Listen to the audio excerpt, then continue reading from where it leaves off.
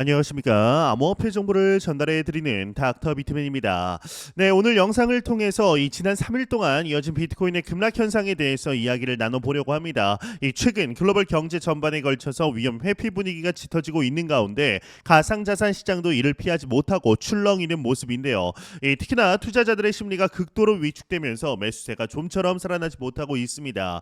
이번 영상에서는 이 객관적인 시장 지표와 뉴스를 근거로 지금 어떤 일이 벌어지고 있는지 차근차근 살펴보도록 하겠습니다. 일단 먼저 전일 26일이죠. 이 뉴욕 시간대 기준으로 발표된 글래스노드 분석 자료에 따르면 비트코인의 하루 순 매도량이 지난 2021년 5월 이후 최대치였다라고 합니다. 이는 단순히 매도량이 많다라는 것 이상으로 최근 급락에 놀란 이 약한 손들이 자산을 처분했다라는 가능성을 시사하게 하는데요. 여기서 말하는 이 약한 손이라는 것은 단기 투자자들이다라고 보시면 되는데, 그러나 반대로 생각하면 시장이 다시 강한 주체들에 의해서 지지를 받을 수 있다라는 단계가 될 수 있다 해석을 할 수도 있죠. 결국 온체인 데이터는 이 단기적인 공포와 중장기적인 긍정 시나리오가 공존하는 복합적인 상황을 보여주고 있는 셈입니다.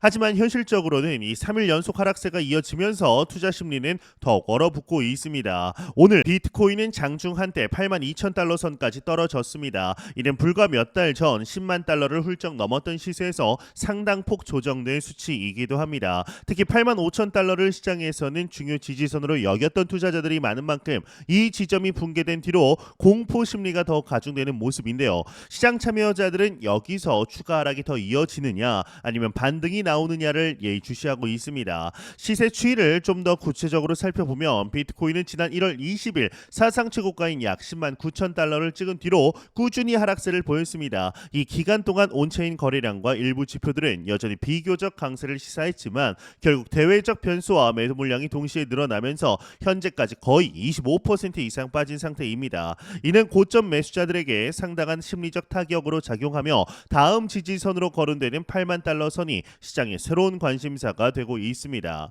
한편 뉴욕 증시에 상장된 비트코인 현물 ETF에서 하루에만 10억 달러가 넘는 자금이 빠져나갔다라는 소식도 전해졌습니다. 이는 지난해 1월 비트코인 ETF가 처음 시장에 등장한 뒤에 최대 1일 유출액이다라고 하니까 투자 심리 위축이 얼마나 극심한지 보여주는 대목입니다.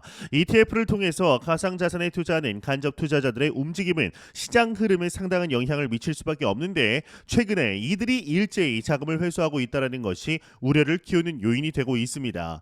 이더리움 ETF에서도 비슷한 흐름이 나타나고 있습니다. 무려 4일 연속 자금이 빠져나가면서 총 5천만 달러 규모의 순유출이 있었다라고 하죠. 이러한 현상은 알트코인 시장 전반에도 부정적인 영향을 줍니다.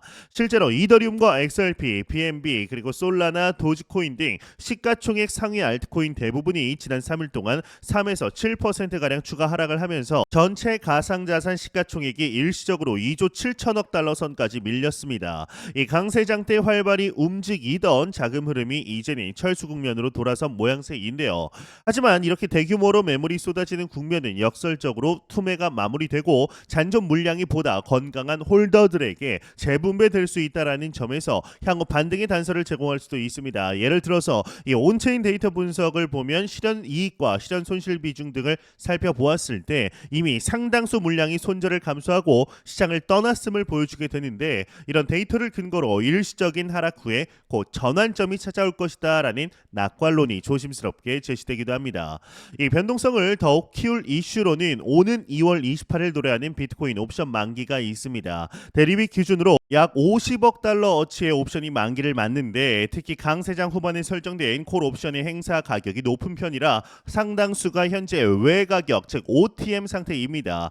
만약 이들이 대부분 무가치하게 소멸이 된다라면 그동안 시장이 기대했던 강세 베팅은 일단 무너진다라는 뜻이 되겠죠. 따라서 옵션 만기 전으로 대규모 롤 오버나 청산이 있을 가능성이 크고, 이는 단기적으로 추가 변동성을 유발할 가능성이 있습니다. 또한 대리비 변동 지수가 최근 단기 급락 시점에서 52까지 치솟았다가 다시 50 이하로 내려오면서 시장이 어느 정도 반등 의지를 보여주는 듯 했지만, 이 전반적으로는 지금 불안정 영역에 머물러 있습니다. 일시적으로 불안정 영역에 있는데 보이는데 일반적으로 이 변동성 지수가 일정 수준을 넘어가면 이 시장 공포감이 커진다라고 여깁니다. 이에 따라 옵션 거래자들이 상승이나 하락 어느 쪽이든 큰 폭의 가격 변동에 대비하려고 보험 성격의 포지션을 늘릴 가능성이 있다라는 게 중론입니다. 이 테크니컬 지표 또한 하방 압력을 시사합니다. 이 코인데스크가 언급한 트레이딩 차트에서 MACD 지표가 이 강세 신호를 보내고 있음에도 가격이 전혀 반등하지 못하고 있습니다. 일단 보통 MACD는 가격보다 선행선을 이제 약간 가지는 지표로서 진짜 상승 추세라면 MACD와 가격이 함께 상승 전환을 보여야 합니다. 하지만 이번엔 이 둘이 반대로 움직이면서 일종의 불일치 현상이 나타나고 있습니다. 이는 자칫 추가 하락이 예고될 수도 있는 위험한 신호로 해석이 되는데 이 가상자산 시장만 시끄러운 것은 아닙니다. 미국 국채 10년물과 3개월물 간의 금리가 역전되면서 연방준비제도가 과거부터 중시해온 경기 침체 신호가 다시 커졌습니다. 이 역수익률 곡선은 과거 여러 차례 경기 침체 12에서 18개월 전에 나타났던 선행 지표이기 때문인데요. 이 투자자들에게 긴장감을 높이는 요인이 될 수밖에 없습니다. 물론 이번에는 다르다라는 주장도 있는데 시장은 일단 긴축과 금리 인하 타이밍을 예측하면서 혼란스러워하는 분위기입니다. 이 최근 트럼프 대통령의 관세 이슈 정책도 이 불안감을 당연히 키우고 있습니다. 캐나다, 멕시코를 비롯한 유럽 연합에서도 도널드 트럼프 행정부의 관세 부과 가능성을 크게 우려하고 있는데요. 이런 무역 분쟁이 현실화되면 글로벌 교역량이 감소하고 결국 기업들의 실적 악화와 경제 성장 둔화로 이어질 수가 있습니다. 이때 위험 자산인 비트코인은 물론이고 주식 시장도 함께 타격을 받게 되므로 이미 조정장을 맞은 가상자산 시장에 새로운 하락 압력이 될 수 있습니다. 여기에 우크라이나 안보 보장 문제와 관련된 발언이 뒤섞이면서 지정학적 리스크도 고조되고 있습니다. 이 트럼프 대통령이 우리는 참여하지 않겠다, 유럽에게 맡기겠다라고 언급한 부분이 시장의 불안감을 추가시키는 요소로 작용을 한 것이죠. 이 안보 보장 이슈가 이 나토의 확장 문제와 얽히면서 러시아와의 갈등 국면이 다시 주목받고 있습니다. 이런 돌발 이슈가 나올 때마다 가상자산 시장은 물론이고 글로벌 주식시장 역시 무거워지는 흐름을 보여왔습니다. 이 아서 헤이즈 비트맥스의 공동 설립자의 경우는 이런 현재 상황을 두고 비트코인이 고블린 타운을 맞이할 가능성이 있다라고 표현을 했는데 이는 속칭 하락장의 지옥을 의미합니다. 이 아서이즈는 특히 헤지펀드 ETF 조정 움직임이 본격화되면 비트코인이 7만 달러대까지 밀릴 수 있다라고 경고했습니다. 물론 과거에도 그가 비관론을 제기한 후에 오히려 시장이 상승했던 적이 있지만 워낙 영향력이 있는 인물이기 때문에 투자자들은 긴장의 끈을 놓지 못하고 있는데요.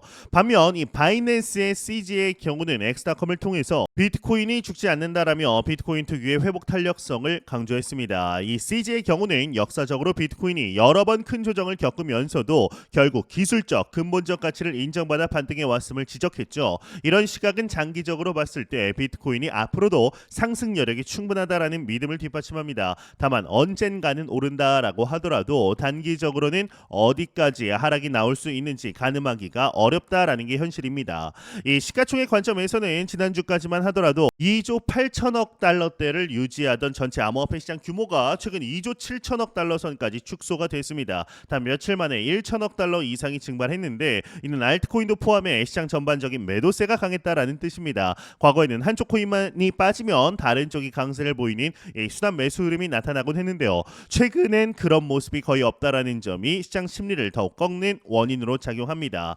이 공포탐욕 지수도 한번 보도록 하면 공포탐욕 지수도 현재 21포인트 익스트리미 피어 극단적인 공포 단계로 내려왔습니다. 이제 보통 이렇게 낮아지면 매수 타이밍이다라는 주장도 있지만 반대로 20 이하로 내려가게 되면은 섣불리 진입하기 어려운 상황이기도 합니다. 이런 애매한 지표가 시장 참여자들의 고민을 더 깊게 만들게 됩니다. 이 라울팔의 경우는 비트코인이 단기간에 7만 5천 달러를 찍을 가능성도 있지만 이는 과거에 반복되었던 수준의 조정폭이다라고 언급했습니다. 이 라울팔은 중국의 경기 부양책과 미국의 달러 가치 하락이 비트코인 장기 전망에 긍정적으로 작용할 수 있다라고 봅니다. 실제로 중국 정부가 대규모 유동성을 공급해주고 트럼프 행정부가 높은 달러 환율을 꺼리는 입장을 유지한다라면 글로벌 투자 자금의 일부가 다시 가상자산으로 흘러들 가능성을 완전히 배제할 수는 없습니다. 미국 신규 주택 판매 지표가 예상치 67만 호보다 낮은 65만 7만 호를 65만 7천 호를 기록한 것도 시장 불안을 부추기는 요소가 되고 있는데요. 이 건설업과 부동산 시장은 경기 둔화에 민감하게 반응하기 때문에 이 지표가 안 좋을수록 소비 심리 위축이 확대될 가능성이 크죠. 가뜩이나 투자 심리가 약해진 와중에 이런 지표가 나오면 가상자산 시장도 추가 하락 리스크에 노출되기가 쉽습니다. 네, 현재 이런 때일수록 개인 투자자들은 무리하게 투자에 나서기보다는 전체 자산 포트폴리오 내에서 암호화폐가 차지하는 비중이 적절한지 다시 한번 점검해 볼 필요가 있습니다. 최근 여러 해외 기관 투자자들도 폭넓은 포트폴리오에서 비트코인, 이더리움 등 디지털 자산 비중을 줄이거나 잠시 관망하겠다라는 움직임을 보인다는 소식이 있었습니다.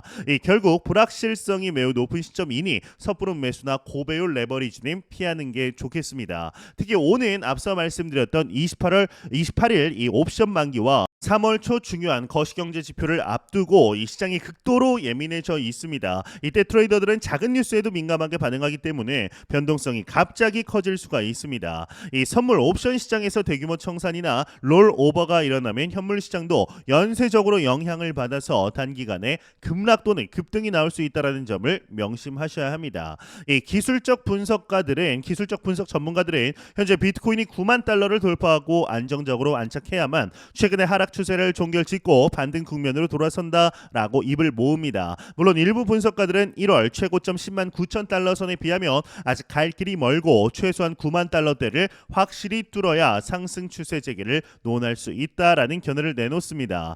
이 MACD, RSI, 이동평균선 등 이 보조 지표도 여전히 약세 신호가 큰 만큼 조급함보다는 신중한 접근이 필요하겠습니다. 이 해외 전문 투자자들 사이에서도 전망이 엇갈립니다. 이번 달 말쯤 다시 10만 달러를 시험할 것이라는 낙관론과 추가 하락 없이 바로 반등하기에는 외부 변수들이 너무 많다라며 7만 달러대 하락 가능성을 열어두는 의견이 대립 중이죠. 실제로 달러 가치 흐름과 트럼프 행정부의 무역 정책, 옵션 만기 그리고 중국의 정책 변동성까지 워낙 변수가 많아 어느 쪽 예측도 확신하기가 쉽지 않은 상황입니다. 결론적으로 3일 연속 이어진 급락에 시장 전체가 위축되어 있는 것은 사실입니다. 이와 동시에 이미 상당한 규모의 물량이 매도되었기 때문에 추가 하락 후에 강한 반등이 나올 수도 있다라는 분석이 있습니다. 결국 투자자 개개인이 이번 하락장에 어떻게 해석하느냐에 따라 대응 전략이 달라질 텐데요. 일부는 지금이 저점 매수 기회다라고 생각하고 또 다른 일부는 조정이 더 남았을 수 있다라는 관망하는 분위기입니다.